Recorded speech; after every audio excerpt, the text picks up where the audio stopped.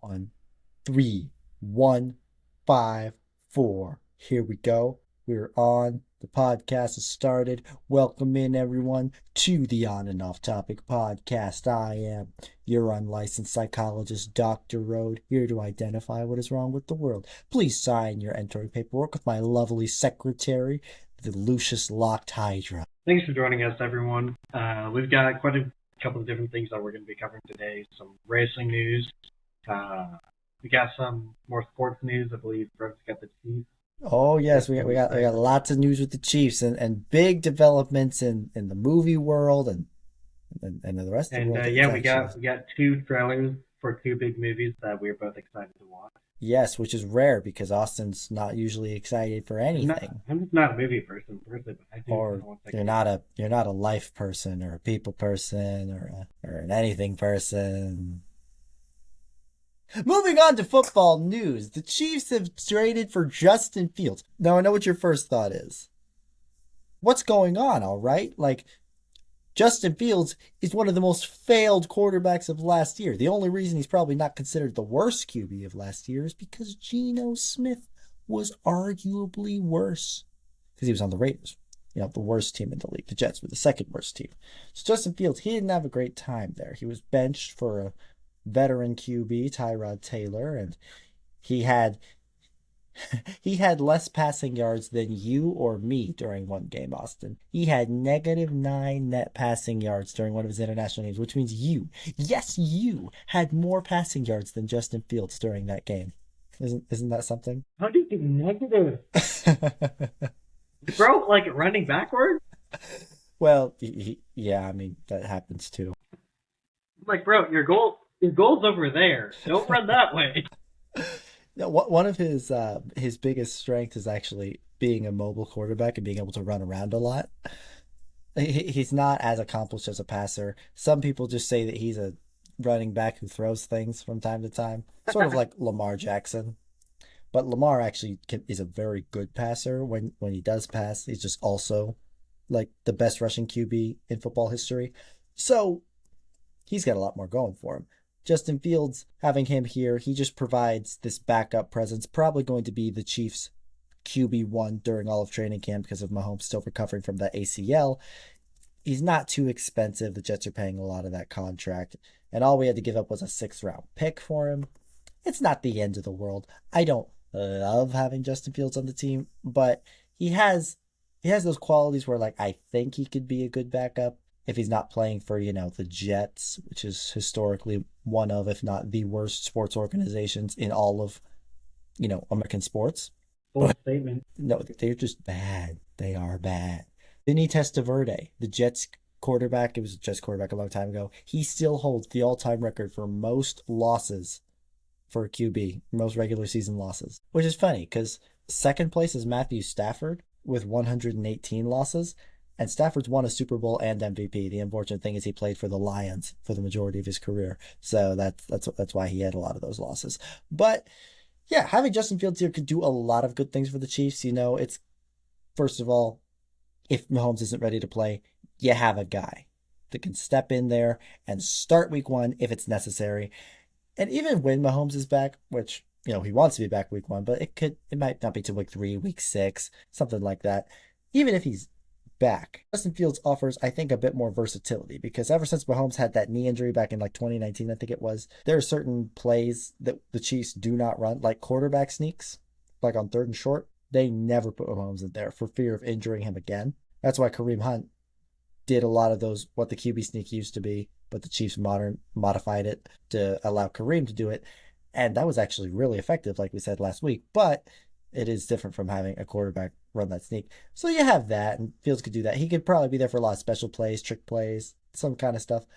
I like the idea that we have a backup who might only be a backup, but also has some potential to do some fun things with the offense, because when you have Eric Bieniemy back in there, I think we're going to have a lot more creativity. When you have that level of creativity, and it's going to be more fun to watch, and it's not going to demoralize Chiefs and fans alike, which a lot of the time Matt Nagy's offense would do. But yeah, That's the big Chiefs news we got. Not a lot happening. Mostly they're just rounding out that 90-man roster, which then you're going to have to make cuts to as training camp and summer goes on. So you have your practice squad and your 53-man roster. So yeah, we're there. And the draft, the NFL draft, that's on April 23rd through 25th. So we're about a month away. Some big stuff coming. But that's not going to be for a minute. But Austin, we have to talk about the Shanghai race. Because did you know, Austin, that Kimi Antonelli won that race? Not only that, but he is the youngest ever to win a race. That is false. I thought it was. I thought it was accurate. You were incorrect. I thought F1 put up a statistic about it. You clearly read it wrong. Okay. Who is the youngest racer to ever win a race? Max. Okay. Okay. So, Shanghai race. What did Kimi do then? You start Kimi talking. was the youngest pole sitter. Max was the youngest race. Okay. He did that. Okay. It's similar. Okay. So, yes, we had a pretty eventful race. The two Ferraris were fighting each other the entire race, which was very entertaining. I'm sure it was fun to watch. Both by Ferraris yourself, did. Without yes, me. it was very fun. Both Ferrari drivers did actually admit saying they had fun. And you could see after the race, both Charles and Lewis, for the first time, had smiles on their face. For the first time. The Ferraris are generally very miserable. It was very, very good to see that. Unfortunate race for Red Bull. Hadjar lost control of his car in the opening lap, and Max had to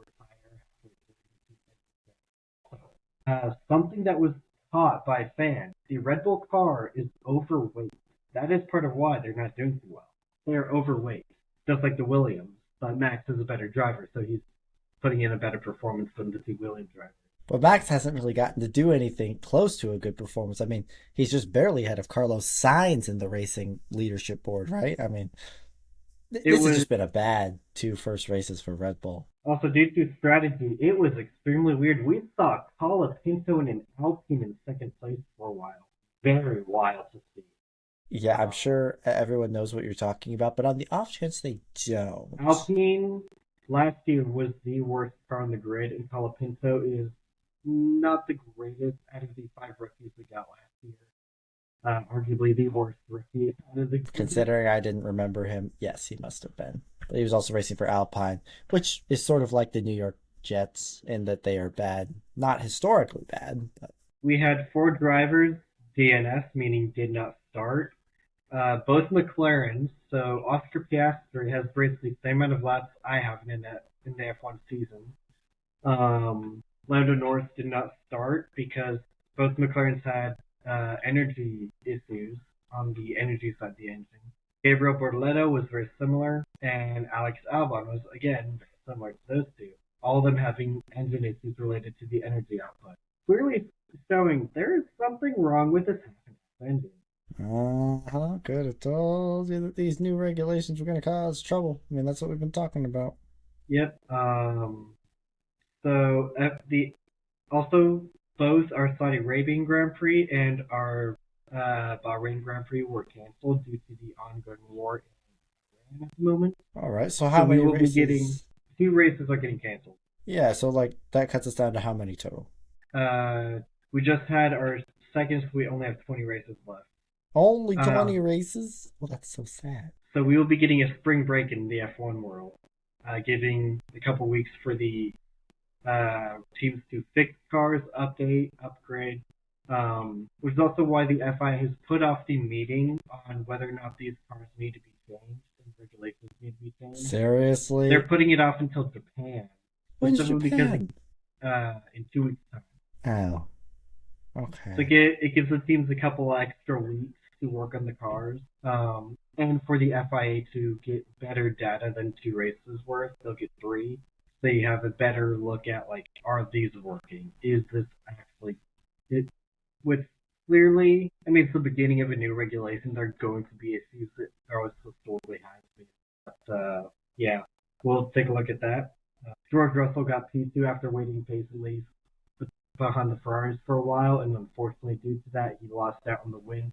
Congratulations to Kimi Räikkönen, Yeah, Kimmy Tella Bantinelli gets on the podium, and that's like at 19 years old. I think the average age between you and me, if we average out our ages, is 19 years old. So isn't that very He's interesting? younger than me. He's older than you. Yeah, so it's funny to think that when you average us and our ages and our achievements, that we are nowhere near as close to accomplished, nor ever will be as close to accomplished as Kimmy Antonelli is right now. Isn't that funny to think about? It was very kind of amusing, and you could see Kimmy's reaction when they called his name. His He's a name is Kimmy child. Antonelli.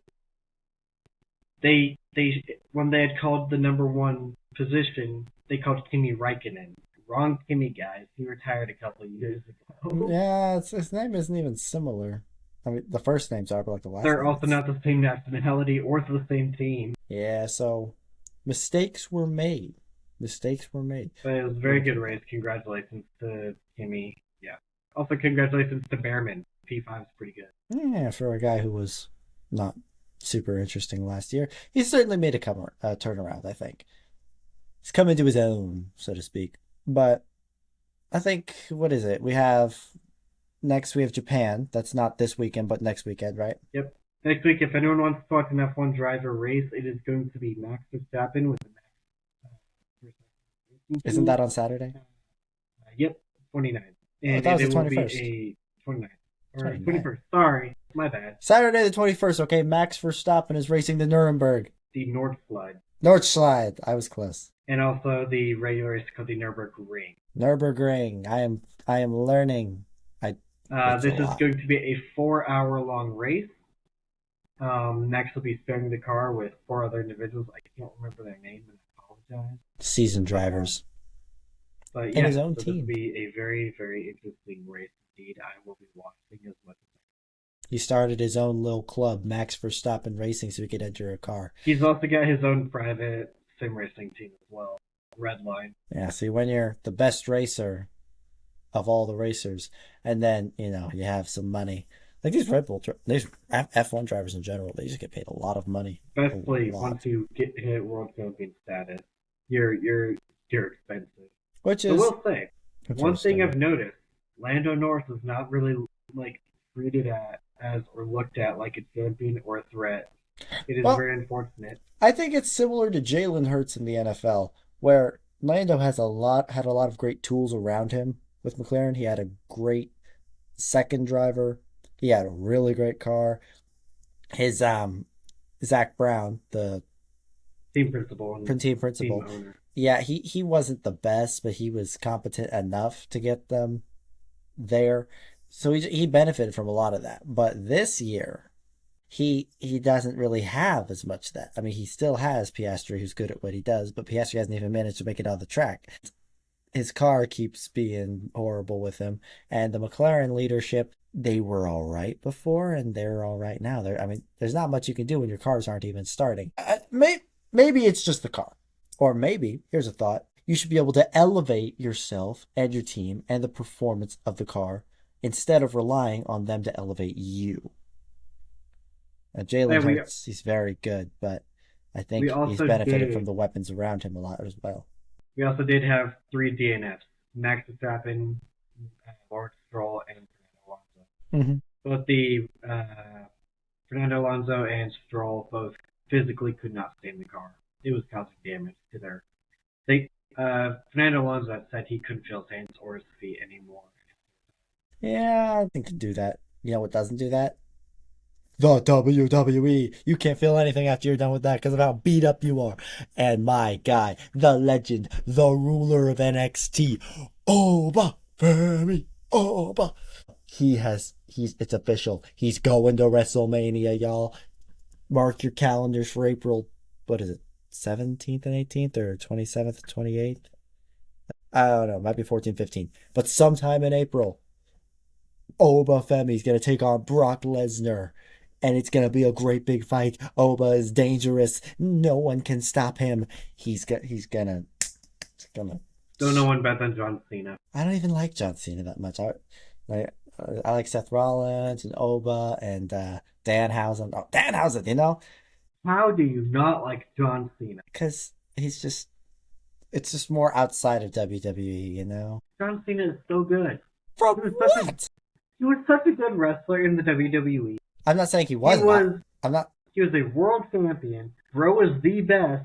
He He was would. goated. He wouldn't stand it against Oba. Let me tell you. Yes, he But would.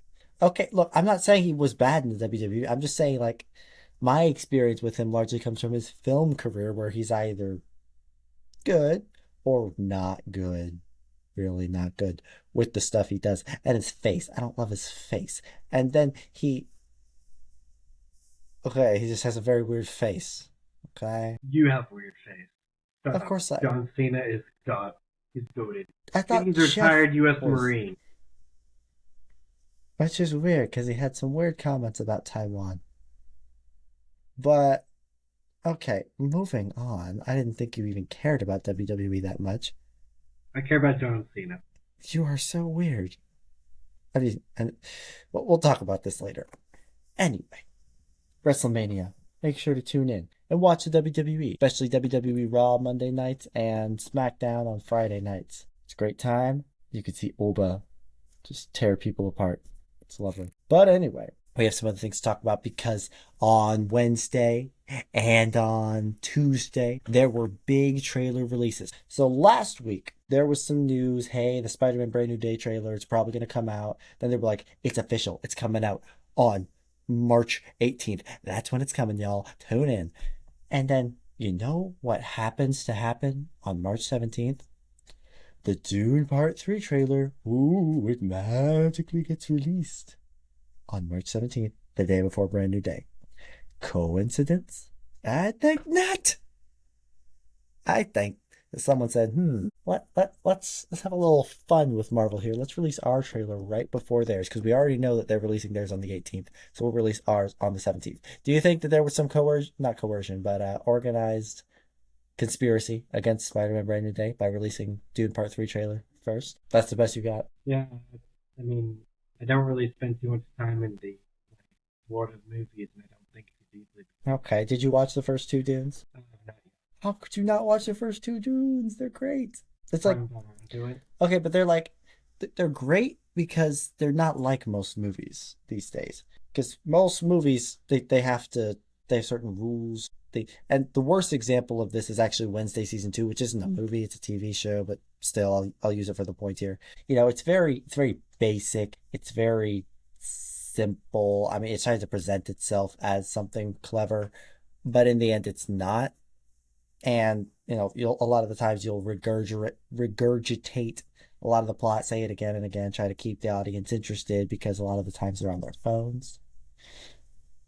And you know, you're not really saying a whole lot. But in the end, I think Wednesday season 2 it sounds like it's written by AI. I've said it before. I'll say it again. None of these characters feel that well thought out, organic, and maybe that's because they're trying to simplify everything for people in their worst attention spans. Dune is not one of those movies. Like, if you have the attention span of a goldfish, you are not meant to watch Dune. This is a movie series that will punish you if you do not pay attention to what is going on.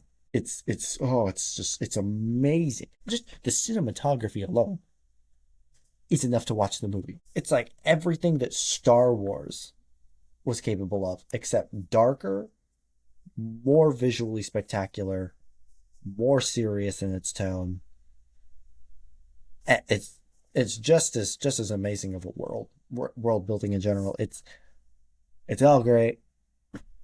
There's nothing I have to say against Dune, and I was super pumped for the Dune Part 3 trailer. Now, this is following the plot of the Dune Messiah book, which was the second Dune book release, because the first Dune book was split into Part 1 and Part 2. And then Denis Villeneuve, or however you say his name, was like, now I will make Dune Messiah into Dune Part 3. And that's it. I'm going to be done. Because the original author, Frank Herbert, he wrote like lots of Dune books. And then his kid also wrote some Dune books. But Denis, he's like, I'm going to be done. I'm going to do 3 because that's as good as I can get it. I could do my best work with that. That's mostly, those 3 mostly follow Paul's story. Rounded out pretty well. And then I call it the end. I think that's a good choice on his part. You know, don't push it. But I do think, do you know, you probably don't know how Dune Messiah works very much, but the idea is that the second book takes place 12 years after the first one, which is a bit of a time jump, obviously. And so when people heard that they were making Dune Part 3 so soon, there were some concerns about, is this going to really work? Well, at least from my perspective, because you had Dune Part 2. You know when that came out? That was 2024. And now here we are in 2026, and we're going to have Dune Part 3 coming out. So it's not even been 2 years, and we're about to have the third Dune movie. And that does concern me a bit because it's such a small amount of time. And they've actually made it a longer time jump. Instead of 12 years, it's 17 years. I think the biggest issue with Part 3 is going to be the believability of these characters aging 17 years, especially when you have Timothée Chalamet, a guy who looks very young already, trying to make us believe that over the course of 2 years, he has aged 17. I don't see how well that's going to work with him, even with the other characters as well, but especially him, I'm sure there's going to be a lot of makeup and lip. Better be. I mean, there were a lot of people who did a really good job, including the makeup artists, like the Harkonnens.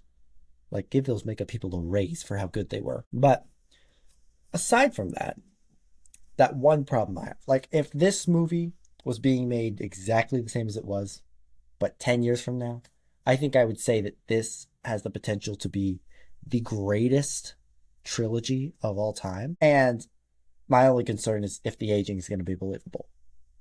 Other than that, I mean, so far, Denis, I think that's how you say his name, has been very good at not just straight adapting. Because people think that for a movie adaptation of a book or something to be good, it has to follow the source material, like pretty close.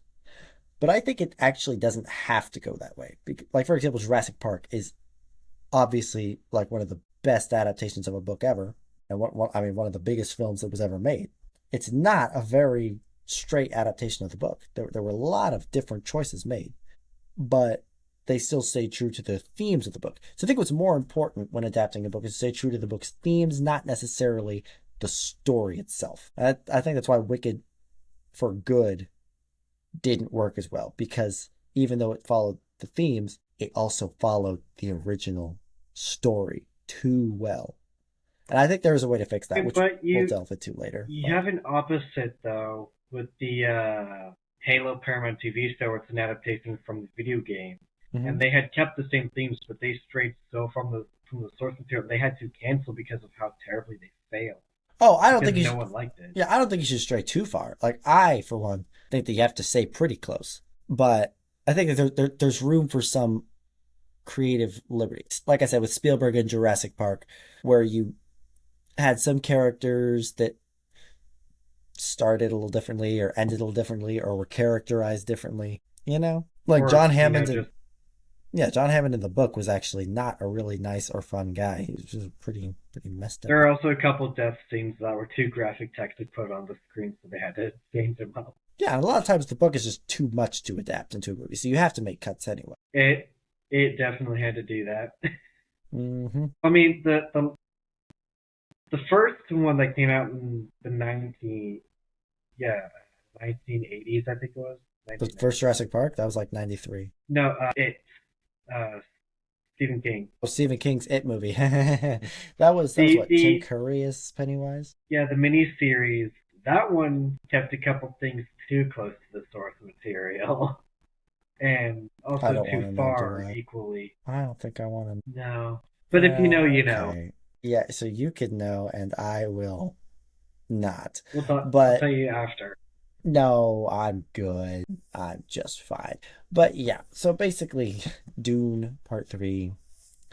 I don't think it'll be a straight adaptation of Messiah, especially since we know that it's not 12 years anymore, it's 17. Probably to give some of the characters some more in-universe time to age. But, I mean, I am excited to watch this movie. And you know what? It's so funny. It's coming out on Avengers Doomsday, same release date. So we're having another cinematic crossover. Do you remember the Barbenheimer phenomenon?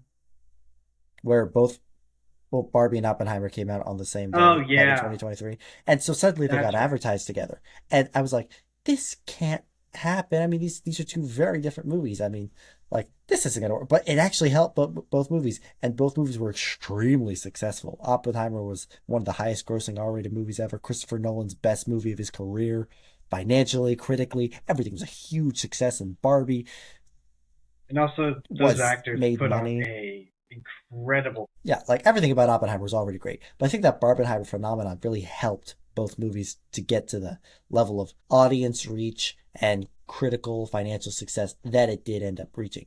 And so, you know what they're calling the Doomsday and Dune connection? They're calling it Doomsday. I think I heard that. Yeah. Yeah. So, everyone, Barbenheimer's no more. We're going full Doomsday December 18th, and it's going to be great. We're going to have a double showing. But what if Avengers Doomsday is like 3 hours or 4 hours long, like they say it will? Then that's going to be one of the longest movies created. Oh, no, there are movies that are like hours, days long. But like, Well, I mean, do you think it's going to be a possible? modern movie. Yeah, do you think it'll be possible for audiences to like go to Doomsday and Dune Part 3? Because the Dune movies aren't short either. They're like 2.5 hours. I think at this point, Dune has a bigger popularity. After COVID, Marvel definitely dropped off, and people are kind of just tired of Marvel. Uh, Whereas Dune is fresh, people love it. Timothy Chalamet, everyone loves him. So I think more. I think Dune will probably outsell Hmm. Doomsday. Hmm. Um, Speaking of the Oscars, they did happen. And once again, for the second year in a row, Timothy Chalamet did not win. Michael B. Jordan won this time, which, like Adrian Brody 2 years or last year, whatever, it's a good choice. I mean, they were both great performances, and so I'm not mad that they won. But do you think that this year his Paul Atreides role could finally be the one that pushes him into an Oscar win? it could be possible. I think it's going to be a really good performance, and there's a pretty good chance it gets him nominated, but he's going to be shunned for a third time in a row. He's going to go 3 nominations and 3 times not see the gold. That's my early prediction for that. And can we talk about One Battle After Another real quick? How stupid it was that they gave One Battle After Another Best Picture and Best Director and Best Supporting Actor. I mean, Stellan Skarsgård was right there in sentimental value, putting on an excellent performance. You know, Stellan's never won any Academy Award. He's like one of the best actors. He's never won it.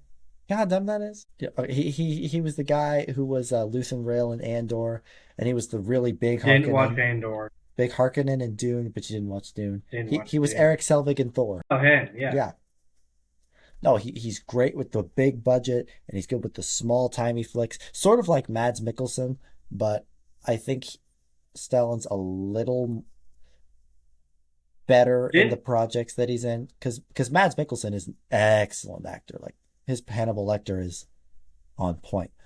But I so think did Lewis Hamilton's F1 win an Oscar, or did it Lewis did. Hamilton? It won for best sound. Yeah, that's right. Yeah, Yeah. F1 has So. won an Oscar, and Oscar hasn't won a. Ouch. That hurts for them. But yeah, Sinners was completely robbed. Ryan Coogler deserves the best director and best film award. And unfortunately, I mean, it was obvious that One Battle was going to win because it's the Antifa movie. It's the liberal, fully woke. Let's do all the Vive la Revolution. It's like a liberal wet dream. Yeah, and so no wonder it won. I mean, this is Hollywood. They're probably trying to make a statement with this thing. Like, I'm glad that the first two Oscars I paid attention to, Oppenheimer and Anora, were the winners because those were really good films that did deserve the Best Picture. But come on, guys, Sinner was clearly the best one this year, and Sinners also does have some messaging that some of us don't agree with. It's like an anti-assimilation. Assimilation was the word I was looking for a few weeks back. You know, it's sort of like, you don't gotta assimilate into the way of everyone else, and like you could see that as sort of woke in a way, but I don't care. It's a really good movie, and it's a really good story, and the characters are great, and the music is great. The directing is on fire, and the music. So I believe Ryan Coogler was robbed, and only Michael B. Jordan got the respect he deserved. Oh, and the cinematography. Train Dreams should have won Best Cinematography. Oh, and by the way, K-pop Demon Hunters did in fact win Best Picture and Best Original Song. I'm sure you're not Best surprised. original song, yes. Do they deserve best picture item? Are you gonna go on about Demon Slayer again? It wasn't nominated. There were also just a couple other movies that came out there. But K-pop Demon, it had the biggest impact. It was the most widely It went viral. noticed. Yeah, it went viral. I think the cultural impact should be taken into account to some extent. Like, not entirely, but it should be a part of it. I do think that Train Dreams, the song, not the movie, the Train Dreams song should have beat Golden just because of how good those lyrics are. It's not super crazy. It's just like, I'm a man, music grizzly, and a woman on a train, it's a locomotive in the brain, crazy dreams I can't explain. But there's a certain poetry to the lyrics. It's so beautiful, and it goes with this very Hemingway-esque movie so well. It's beautiful way to end the movie. It's so sad. It's so melancholy. But there's almost a hopeful tone to it. As in like, you know, my life was sort of sucked and was unimportant, but there was a life to it. And that was in a way beautiful. I mean, yeah, deep meaning songs are definitely good, but you can't beat a I'm song done that hiding now, me shine. you That can't beat a song that stayed on the top charts for like 6 months after it's released. Yeah, it's still on the radio on one of the stations that I listen to, so I understand And Golden had to like win, but Walmart still plays it. never heard it at Walmart. Which is weird, I've heard because it. like how it's done and Your Idol are both better than Golden. Oh, So it's unfortunate that Takedown is arguably better than Golden too. yeah, I was about to say there could be an argument said that Takedown is better. Yeah, Soda Pop I don't think is better, but I think it's very good still. I just think all the songs deserve more respect, and why is it only Golden that we are giving such attention to? Like Yeah, hashtag hashtag you justice for K-pop. ooh, I just happened to be scrolling YouTube and got a notification Sonic the Hedgehog 4 official title reveal teaser. What do you And mean? Jim Carrey, it just came out 13 hours ago on IGN's YouTube channel. IMGB to what? IGN's YouTube channel. So Jim Carrey's back, and all of the old They're gonna people are finally get a back. reveal of what's going on with Jim Carrey. Oh, but hey, Ben Kingsley, Nick Offerman, Matt Berry, Richard Iodade are all appearing in the film. That's interesting. Metal Sonic will be in the film. And oh, they've cast Amy Rose, who I didn't know who it was, but she's the pink Sonic or the pink Hedgehog or whatever she is that appears at the in the post-credit scene of Sonic 3. And Kristen Bell has been cast. Okay, this I didn't know this until right now, which is unfortunate because I wish I'd known a little sooner. Uh, Yeah, I'm first of like, I all, wish I knew a little sooner as well. okay, well, first of all, how do they have the budget for this? Because let's speed run who they have in this movie. Voice actors: Ben Schwartz, Kristen Bell, Keanu Reeves, Idris Elba, and Colleen O'Shaughnessy. O'Shaughnessy. So Colleen, she doesn't cost a lot, I'm sure, but Ben Schwartz, he's probably average at least. But Kristen Bell, Keanu Reeves, Idris Elba, those are some of the biggest stars in Hollywood. And you gotta pay all of them to voice act? Thankfully, it's only voice acting, so it's easier. You don't have to pay him as much. But then you also have Jim Carrey, James Marsden, Ben Kingsley, Nick Offerman, all in the movie. Ben Kingsley and Offerman appear to be voice roles too. Okay, so they're just doing voice roles. That's how they're affording this. These movies should be some of the most expensive ever made just based on the voice cast and the CGI they have to do alone, let alone directing it and all the other stuff. Like, that's a lot. I'm surprised that they're going to get it that far. I'm amazed that they're making a Sonic the Hedgehog 4. Like, I thought 3 was really good. I sort of wish they'd have ended with 3, but when the money's there, Austin, like they can't not do it. It says it's going to be based on Sonic the Hedgehog CD. I don't know much about that game. Do you? TV, that's it. Yeah, it sounds like it's protecting a planet called Little Planet from Dr. Robotnik. And I haven't played a lot of. It introduces time travel. Oh no. Guys, we might risk having a not as great Sonic movie, unfortunately. Sonic the Hedgehog CV. Yeah. I'm not seeing a game called CV. Yeah. What do you look Got some at? eyelashes, so I make a wish that I wish Sonic 4 was a good movie. Yeah. No, that's interesting. All that new Sonic news. It's not coming out until 2027, so we're not going to be talking about it for quite a while, but at least that's one movie to look forward to next year because I don't think 2027 doesn't look like it's going to be that big for movies, unfortunately. But 2026 is going to be great because you know what else? Release a trailer? I already said Spider-Man, brand new day. It's the fourth Spider-Man film with Tom Holland, which brings us up to like 9 live-action Spider-Man films, if you don't count those Japanese ones. So, first of all, hats off to Spider-Man for possibly being the most lucrative character in all of cinema to have gotten us this many movies, this many reboots, this many, and that's not counting the animated stuff, the Sony spin-off universe, which was horrible, and that new Spider Noir TV show with Nicolas Cage. There's a lot going on here. But you saw the brand new day trailer, right? Like you're actually educated Yeah, on this one. I did. I did watch that. All right. What's your first impression? I'm intrigued. I'm definitely very interested. Intrigued? Guys, this thing is amazing. Go watch it. It's it feels a lot it feels nostalgic. That's what I took away from it. Like it feels so much like those old Tobey Maguire movies, but with the like these Tom Holland Spider MCU Spider-Man level stakes, which is a really nice combination I love because now we're seeing Peter Parker in the spot that Tom Holland is for not Tom Holland, but Tobey Maguire Spider-Man is for a lot of his movies, especially Spider-Man 2, one of the best superhero movies of all time. It's widely considered. So I don't even know where to start. The trailer basically follows Peter Parker. He's having a horrible life because he's sad and He lonely. he And just had everyone forget he exists. actually, I think it's that it took place 4 years later, which like you couldn't tell. These actors, it's been 5 years and they do not look any different. So that's what I'm saying. That's why, like I said, with Timothy Chalamet and Dune, you got to give these people some time to age because some of them just don't age that much, especially in your early like 20s. It just doesn't hit you so hard. But yeah, basically 4 years after the Doctor Strange spell, and now he's living in that crappy apartment being Spider-Man. He knows the Punisher by name.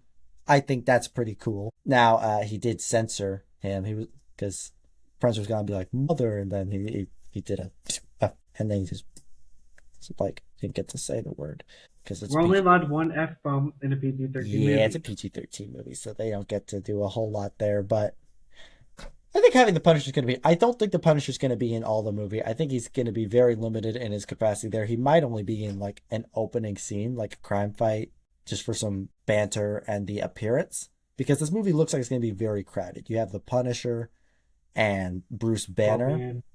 and the Scorpion and the Hand and the Tarantula and someone else. I think Tombstone maybe.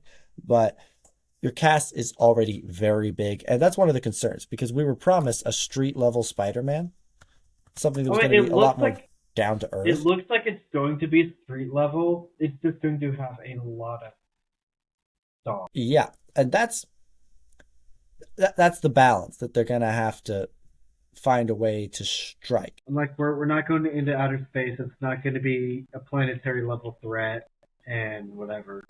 But yeah, Yeah, I think Scorpion will be the main villain, which is good because Michael Bando is a very good actor from Better Call Saul, and he does deserve the chance to be good. I never thought Scorpion was that cool of a villain, so I hope that they can find a way to make it cool for me at least. But yeah, I you hope also I hope they give him a good like costume because the comics and the games don't do it very well. yeah, I mean you can see it a bit in the trailer, but obviously we're gonna get a better look at it once like a second trailer comes out, and then the movie, of course, some promotional images.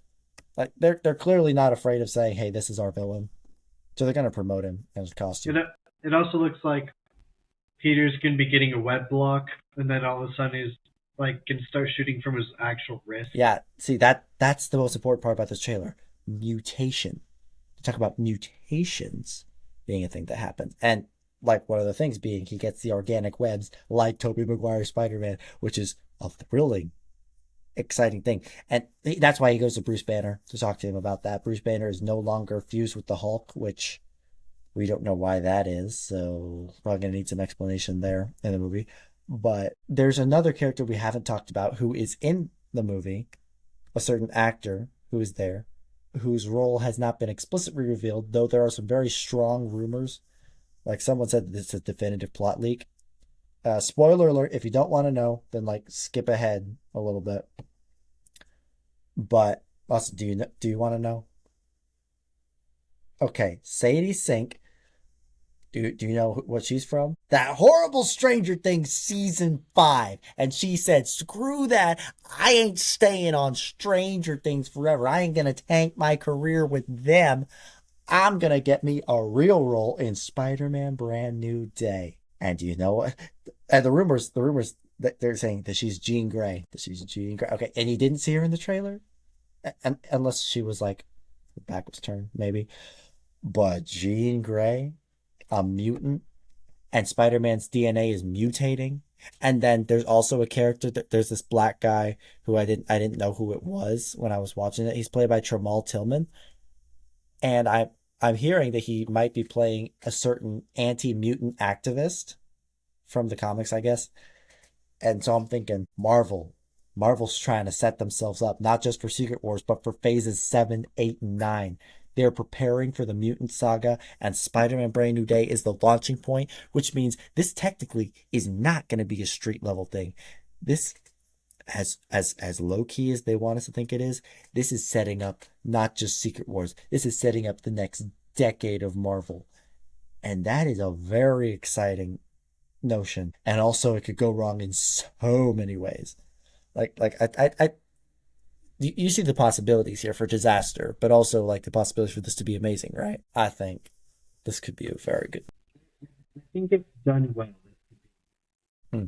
Oh, you know who else is in it? Keith David. He was the one who did that voiceover. He had a voiceover monologue about the spider DNA mutating. If the spider survives, it gets stronger than ever. So we don't know what role he has, but we know he's in the movie. It's like when I heard it, I was like, "That's Keith David. That's Keith David. That's Keith David." Because you see him in Hazbin Hotel so much, you know the Yeah. voice. Maybe I hope they get him to sing a bit because his voice is a very good singing voice. But yeah, I am really excited about this movie. It'll be good. Yeah, Very good. it's July 31st, 2026, much sooner than Dune Part 3, which is not until December. I'm surprised that they released the Dune Part 3 trailer because that's like an entire 9 months away. But yeah, at least it's only like 3 months until Brand New Day. So, guys, it's coming. It's finally here. I didn't know if we'd ever get there. But yeah, Spider-Man, he's going to be put through the ringer. We're excited to see where he comes out, if he makes it alive. Ooh. It'll probably directly set up Avengers Doomsday. Just because it's the last movie coming out before then. They want to do some sort of tease.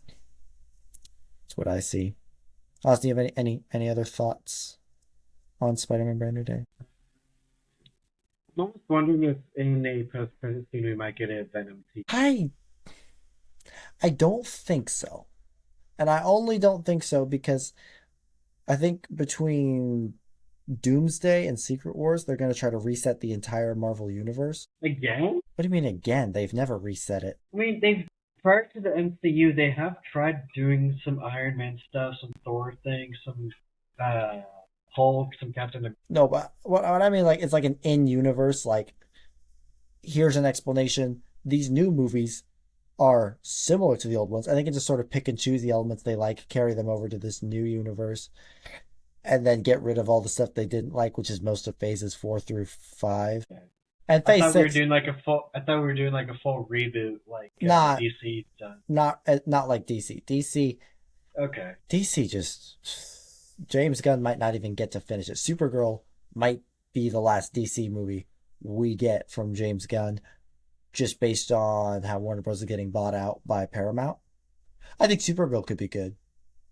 I hope it is. It's based on a comic that a lot of people like. I'm reading that comic right now, actually, and so far it's been good. And they're gonna have Lobo in it, who wasn't in the comic. So I have high hopes for that. That's also coming out in July or June. No, it's coming out in June. Yeah. So yeah, high hopes for that. Anyway, brand new day. Don't suck, please. There's only 4 films in Phase 6 so far, which is depressingly small. So try not to screw it all up. Fantastic Four didn't do a great job. But yeah, that was your lovely step into the backlot. Now come back inside and join us on the podium, where we have not a lot to talk about, admittedly, but some local news. If you like local news that doesn't really affect you whatsoever, but we noticed that the Leavenworth new CoreCivic facility, which is like for ICE detention, has opened up its doors, which is pretty interesting. It's got 20 residents, according to the news story. And this story, okay, this is published today, just a few hours ago. Great. As of 7:43 p.m. on March 19th, it was housing about 20 detainees. It was just put up on March 10th. Commission voted 4-1 to approve it. A lot of the residents around Leavenworth aren't thrilled about it, which is putting it lightly, I think. Like, there's been a lot of protests around City Hall. Like, I know a lot of people who aren't pumped about this. And the biggest concern, I guess, for a lot of people is that people are going to be held in there inhumanely. Now, according to the people running it, they're saying, they get 3 hot meals a day, clean water, clothing, bedding, showers, toiletries, access to their phones, contact family members and attorneys. So in a way, they have it better than people at basic training for the military. Better than our own national soldiers. Yeah, that's according to the statement that, ICE people released. Like, obviously you want to trust it, and like, I'm going to believe it until proven otherwise, but there are some concerns. And there have been stories before about how some of these places weren't very good for people, especially with women getting certain things that they needed. But I mean, I don't see any reason to sound an alarm about it yet. Austin, do you think that there's anything we should be concerned about with this CoreCivic facility? Just people who are protesting, just try not to cause any damage to vehicles or buildings. We would not like to see anything more than y'all waving your signs and yelling, please. I mean, have you seen our town? I mean, I don't think that a few busted up buildings would really, be that striking or look that different from anything else. I mean, that's fair, but like, please, let's not cause any actual harm or destruction. Well, yeah. I mean, obviously they have the right to protest, and there have been, a lot of them by City Hall, at least 2, I think. They did their No Kings protest there as well, which is weird. Like you read about the news and you see it happen in the world, but then it comes to your town, and that maybe get a job. Get it a lot more. Okay, they have jobs. What if they don't if they're not protesting? I don't know. I think that's why they're evening protests. I know one of them was on my mom's birthday, because I was like, now when you're taking her to dinner, don't take her this way. Just try to avoid the protest. You don't want to get stuck in, like, if there's a traffic jam or anything. So that was a thing. I think that was the protesting right before they voted on the facility. But, I mean, yeah, ultimately, they're capturing the illegal immigrants, which, I mean, obviously no one wants them to be treated inhumanely. I don't want that, and you don't want that. You just don't like treating anyone nicely, which is different. Yeah. Is it wrong, though? Am I wrong? I treat people nicely sometimes. Just not you. That's not me! Yeah, what's up with that, huh?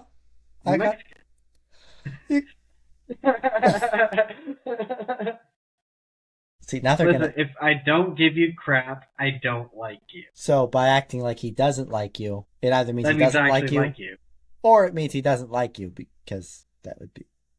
If he doesn't like you, then he'll either show that he doesn't like you, or if he does like you, then he'll show that he'll just act like he doesn't like you no matter what. It's up. You have to be the one smart enough to know the difference. I like people, and I show that I like people in my own specific way. Mm-hmm.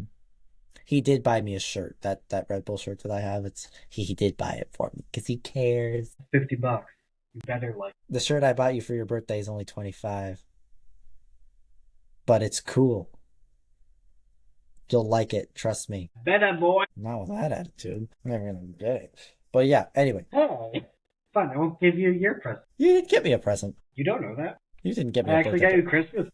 Yeah, but you didn't get me a birthday present. I'm sure you haven't thought that far ahead. How do you know? I know, How do you know? but you didn't. Anyway, I think we finished our conversation. I think we finished our conversation. Everyone, make sure to tune into WrestleMania, during April so you can watch The Ruler take down Brock Lesnar and, this Saturday if you have Go some watch time. the NLS 2 series. I believe it's going to be streamed for free on YouTube. Stream for free on YouTube.